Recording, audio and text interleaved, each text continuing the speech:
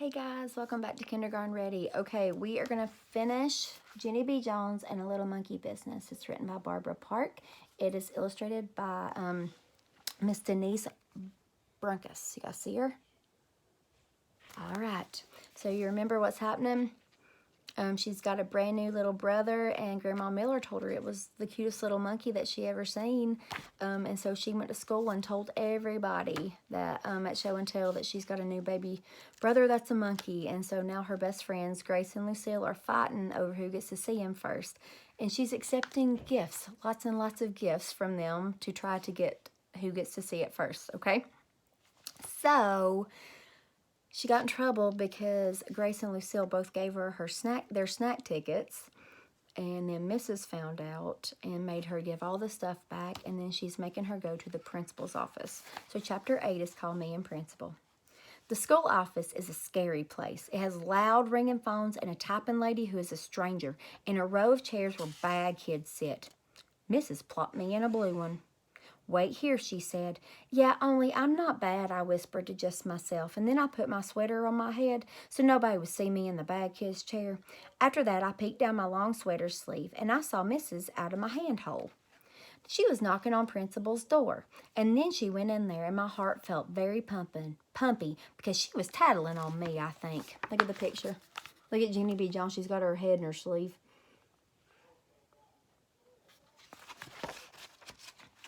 After a while, she came out again, and Principal came with her. Principal has a baldy head, which looks like rubber. Also, he has big hands and heavy shoes and a suit made of black. "Could I see you in my office for a minute, Junie B?" he said. And so then I had to go in there all by myself, and I sat in a big wood chair, and Principal made me take the sweater off my head. "So what's this all about?" he said. "Why do you think your teacher brought you down here today?" "Because," I said very quiet. "Because why?" said Principal. "Because that Grace shot off her big mouth," I explained. Then Principal folded his arms, and he said for me to start at the beginning. So I did. First, I told him how I spent the night at my grandpa's house. "We had delicious waffles for breakfast," I said. "I had 5 of them, only my grandpa said he didn't know where I put them, except I'll put them way down in here." I opened my mouth and showed the Principal where my waffles went. What'd she do? Like that? After that, I told him how my Grandma Miller came home from the hospital, and she told me that I had a monkey brother, for really and honest and truly. And so then I told the children at show and tell, I said. And at recess, Lucille and that Grace started giving me lots of pretty stuff because they wanted to be the first to see him. "Except too bad for me," I said, "because when we come inside, Mrs. found out about the snack tickets, and then that dumb Grace shot off her big mouth about her shoes. So I got marched down here, and I had to sit in the bad kid's chair. Then I smoothed out my skirt. The end," I said nicely. Principal rubbed his head that looked like rubber. "Junie B, maybe we should go back to when your grandmother came home from the hospital," he said. "Can you remember exactly what she said about your baby brother being a monkey?" I scrunched my eyes real tight to remember. "Yes," I said. "Grandma Miller said he was the cutest little monkey she ever saw." Then Principal closed his eyes. "Ah," he said, kind of quiet. "Now I get it." After that, he smiled a little bit. "You see, Junie B, when your grandmother called your brother a little monkey, she didn't mean he was a real little monkey. She just meant he was, well, cute." "I know he's cute," I said. "That's because all monkeys are cute, except for I don't like the big kind that can kill you." Principal shook his head. "No, Junie B, that's not what I mean. I mean your brother isn't a monkey at all. He's just a little baby boy."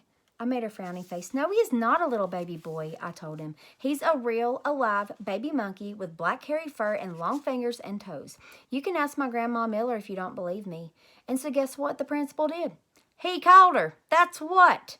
He called Grandma Miller right up on the phone, and he talked to her, and then I talked to her. "Hey, Grandma," I said very shouty, "guess what just happened down here?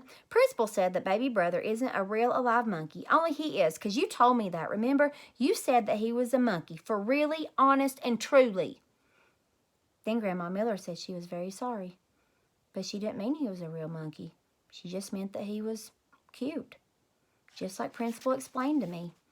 And so then I felt very droopy inside. "Yeah, but what about all of his black hair and his long fingers and toes?" I said. "And what about his bed that looks like a cage and all the wallpaper and his jungle friends on it?" But Grandma Miller kept on saying that my new baby brother was just a regular cute baby. So finally I didn't want to talk to her anymore, and I hanged up the phone. Then I bended my head way down, and my eyes got a little bit of wet in them. Darn it. I said very quiet. After that, Principal gave me a tissue and he said, I'm sorry to me. Then he held my hand and me and him walked back to room 9. Chapter 9, Pigs and Ducks and Stuff. Principal went into room 9 with me. Then he clapped his giant hands together. Boys and girls, may I please have your attention, he said. I would like to explain what happened during show and tell today. It's about Junie B Jones and her new baby brother. Just then, that Jim I hate jumped right up out of his chair. He's not a monkey, is he? He shouted very loud. I knew it. I knew he wasn't a real monkey. I made a big fist at him. How would you like this upside your nose, you big Jim? I said. Then Principal frowned at me, and so I smiled. I hate that guy, I said nicely. After that, Principal took a big breath. Boys and girls, there's a very good reason that Junie B Jones told you her baby brother was a monkey, he said. Yeah, it was all my Grandma Miller's fault, I interrupted, because she told me that my baby brother was a real little monkey, only she didn't mean he was a real little monkey. She just meant he was cute, only who the heck knew that dumb thing?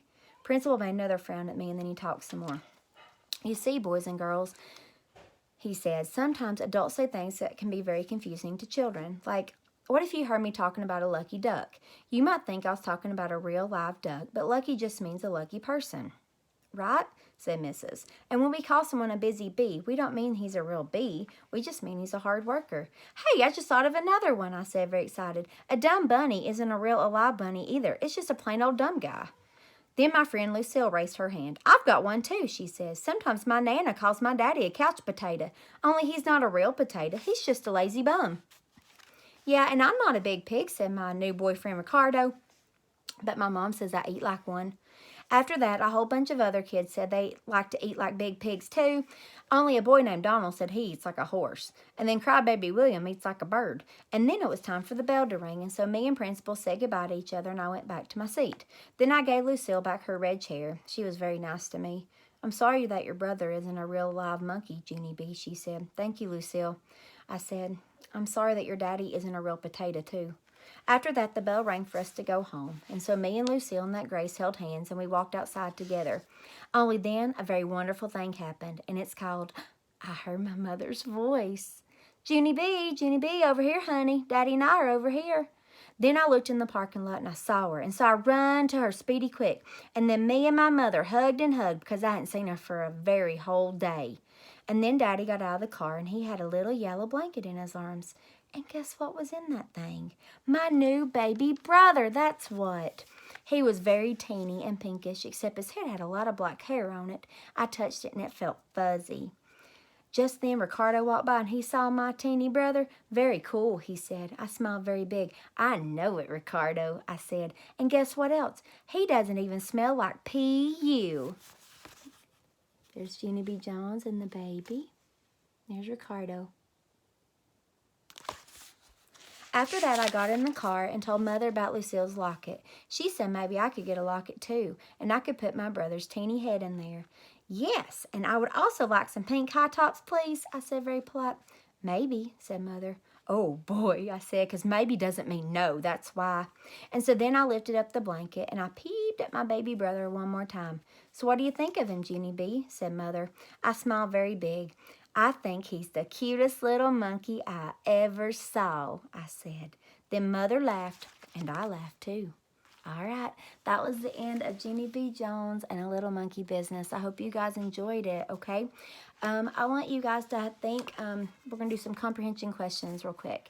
I want you to think, what do you think her friends thought whenever Junie B Jones was asking them to give her things so they could see her baby brother? Do you think they were, like, excited, or do you think that it was hurting their feelings? How do you think they felt, okay? And I want you to see if you can make any connections to this book. Can you make any text-to-text connections? Remember, text-to-text connections are connections that you make from this book to another book that you might have read or heard, okay? Can you make any text-to-self connections? Does this book remind you of anything? Do you have any baby brothers or sisters at home? Is your mom expecting a baby brother or sister? I know at my house, my little boy would say that this reminds him of when he got his little sister. So I want you guys to make some text-to-text or text-to-self connections, and I want you to think about how her friends felt whenever she was asking them for gifts to get to see him first, okay? I hope you have an awesome, awesome night. Sweet dreams, and we'll see you next time. Bye.